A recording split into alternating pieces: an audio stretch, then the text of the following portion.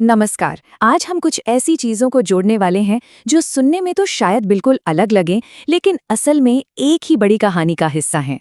हम बात करेंगे दुनिया में चल रहे तनाव से लेकर हमारे अपने देश में हो रहे कुछ कमाल के इनोवेशंस तक। तो सवाल ये है कि आखिर एक बेहद जरूरी समुद्री रास्ते, जंगल में सालों बाद लौटे एक शिकारी और एक एकदम नई डिजिटल टेक्नोलॉजी के बीच भला क्या कनेक्शन हो सकता है? चलिए पता लगाते हैं। तो चलिए सबसे पहले बड़ी पिक्चर देखते हैं, यानी दुनिया भर में जो जियोपॉलिटिकल टेंशन्स चल रही हैं उसे समझते हैं और देखते हैं कि इसके मायने क्या है। जरा इस नंबर पर गौर कीजिए, 20%। ये कोई मामूली आंकड़ा नहीं है। सोचिए, दुनिया का 20% तेल रोज सिर्फ एक पतले से समुद्री रास्ते से गुजरता है। ये दिखाता है कि दुनिया की एनर्जी सप्लाई कितनी नाजुक डोर से बंधी हुई है। और ये है वो रास्ता, हॉर्मुज़ जलडमरू मध्य। इसे एक स्ट्रेटेजिक चोक पॉइंट भी कह सकते हैं, मतलब एक ऐसी जगह जो सिर्फ 50 किलोमीटर चौड़ी है, लेकिन दुनिया की एनर्जी सिक्योरिटी की नब्ज इसी के हाथ में है। तो सोचिए, अगर ये रास्ता कभी बंद हो जाए तो क्या होगा? पूरे दुनिया की अर्थव्यवस्था हिल जाएगी। तेल की कीमतें $100 के पार चली जाएंगी, महंगाई आसमान छूने लगेगी और भारत जैसे देशों के लिए तो व्यापार घाटा और रुपए पर दबाव जैसी बहुत बड़ी मुश्किलें खड़े हो जाएंगी। लेकिन देखिए, जहां एक तरफ ये तनाव है, वहीं दूसरी तरफ सहयोग के नए रास्ते भी खुल रहे हैं। देश इस अनिश्चितता से निपटने के लिए अपने गठबंधन को और भी ज्यादा मजबूत बना रहे हैं। और इसका सबसे बड़ा उदाहरण है भारत और इजराइल की बढ़ती दोस्ती। ये रिश्ता 2017 में एक ऐतिहासिक यात्रा से शुरू हुआ और आज एक स्पेशल ग्लोबल स्ट्रेटेजिक पार्टनरशिप बन चुका है। इतना ही नहीं, इजराइल अब भारत के टॉप आर्म्स सप्लायर्स में से एक है। और ये मत समझिए कि ये दोस्ती सिर्फ हथियारों तक ही है। नहीं, इसका दायरा बहुत बड़ा है। डिफेंस में साथ मिलकर काम करने से लेकर साइबर सिक्योरिटी, एग्रीकल्चर, स्पेस और तो और IMEX जैसे बड़े इकोनॉमिक कॉरिडोर तक ये पार्टनरशिप हर फील्ड में मजबूत हो रही है। अच्छा, तो अब ग्लोबल सीन से जूम इन करते हैं अपने देश पर और देखते हैं कि यहाँ के बही खाते में क्या चल रहा है।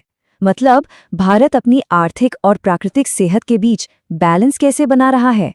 इकोनॉमी की बात करें तो एक बहुत बड़ा बदलाव हुआ है। सरकार ने GDP कैलकुलेट करने का तरीका ही बदल दिया है। जो बेस ईयर पहले 2011-12 था, अब उसे 2022-23 कर दिया गया है। मतलब अब हम अपनी इकोनॉमी को एक नए और ज्यादा सटीक चश्मे से देख रहे हैं। और इस बदलाव का असर सीधा आंकड़ों पर दिख रहा है। नई सीरीज के हिसाब से 2025-26 के लिए हमारी ग्रोथ का अनुमान 7.4% से बढ़कर 7.6% हो गया है। तो ये इकोनॉमी की एक थोड़ी और बेहतर तस्वीर दिखाता है। लेकिन देखिए, देश का हिसाब किताब सिर्फ पैसों का नहीं होता। इसमें हमारी प्रकृति, हमारे पर्यावरण का भी एक खाता है। और अच्छी बात यह है कि उस खाते को भी अपडेट किया जा रहा है। इसे समझने के लिए कॉन्सेप्ट समझना जरूरी है। कीस्टोन स्पीशीज, ये किसी भी इकोसिस्टम का वो जीव होता है जिस पे पूरा सिस्टम टिका होता है। अगर वो हट जाए तो समझ लीजिए पूरा जंगल ताश के पत्तों के घर की तरह ढह सकता है। और भारत के घास के मैदानों के लिए यही कीस्टोन प्रजाति है चीता, जिसे हम 1952 में खो चुके थे। लेकिन अब प्रोजेक्ट चीता के जरिए इतिहास को बदलने की एक जबरदस्त कोशिश हो रही है। अलग अलग देशों से चीतों को वापस लाया गया है। और जानते हैं क्या, सालों की ये मेहनत अब रंग ला रही है। हाल ही में बोत्सवाना से और चीतों के आने के बाद आज भारत के जंगलों में 48 चीते हैं। कंजर्वेशन की दुनिया में ये एक बहुत बड़ी कामयाबी है।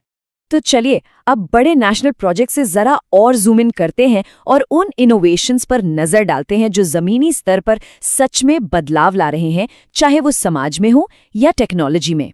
जरा सोचिए, न्याय को कितना आसान बनाया जा सकता है। इसका एक बेहतरीन उदाहरण है नारी अदालत। ये गांव के लेवल पर एक ऐसा प्लेटफॉर्म है जहां महिलाएं बिना कोर्ट कचहरी के चक्कर काटे अपने मसलों का हल अपने ही समुदाय के बीच निकाल सकती हैं। तो इसका मकसद क्या है?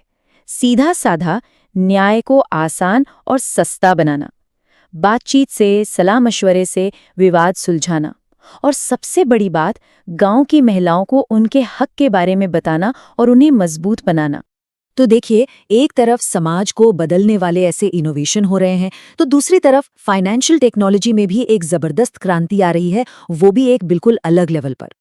संयुक्त अरब अमीरात यानी यूएई ने कुछ ऐसा किया है जो दुनिया में पहली बार हुआ है। उन्होंने बनाया है दुनिया का पहला सॉवरेन फाइनेंशियल क्लाउड। ये फाइनेंशियल डेटा को संभालने का एक बिल्कुल नया और क्रांतिकारी तरीका है। तो ये है क्या चीज़? देखिए, इसकी सबसे बड़ी खासियत है डेटा सॉवरेनिटी। मतलब देश का पैसा और उसका सारा डेटा देश के ही कंट्रोल में रहेगा, बाहर नहीं जाएगा। ये एआई पावर्ड है जो इसे सुपर स्मार्ट और तेज बनाता है। और हाँ, इसकी सिक्योरिटी किसी किले की तरह मजबूत है। तो हॉर्मुज़ के तनाव से लेकर भारत में चीतों की वापसी और यूएई की डिजिटल छलांग तक हमने देखा कि ये दुनिया कितनी गहराई से जुड़ी हुई है। अब सवाल ये उठता है कि क्या यही रणनीतिक साझेदारियां, प्रकृति के साथ ये संतुलन और ज़मीनी स्तर पर हो रहे ये अनोखे नवाचार हमारे आने वाले कल की कहानी लिखेंगे? ये एक ऐसा सवाल है जिसके बारे में सोचना चाहिए।